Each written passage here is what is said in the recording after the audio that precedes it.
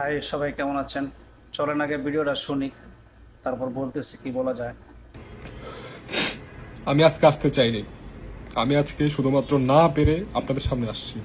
কিছু কথা না বললেই নয়। আজকে যেহেতু সবাই বাকস্বাধীনতা পেয়েছে, তাই আমিও পেয়েছি। গত 2-2.5 বছর ধরে আমি চুপ ছিলাম, কিন্তু আজকে আমাকে বলতে হবে। শুধুমাত্র 2টা বোতল, 2টা বোতলের জন্য তারা আমাকে যেভাবে নির্যাতন করছে, আমি বসতে পারি নাই। আমি সেদিনের পর থেকে বসতে পারি নাই, আজও বসতে পারি নাই। আমি এখন বসার চেষ্টা করতেছি শুধুমাত্র আপনাদের জন্য। শুনলেনই তো, বা কি অবস্থা দেখছেন। আসলে আমরা বাংলাদেশের মানুষ অন্যের দুঃখ বা যে কোনো জিনিস নিয়ে ওটা নিয়ে মজা করতে ভালো লাগে অনেক। আরে ভাই, তার সাথে যেটা হয়েছে এটা যদি তোমার সাথে হইতো তাহলে তুমি বুঝতে পারতা। এটা তো হয়েছে ওনার সাথে, তাই তুমি বুঝতে পারতেছো না।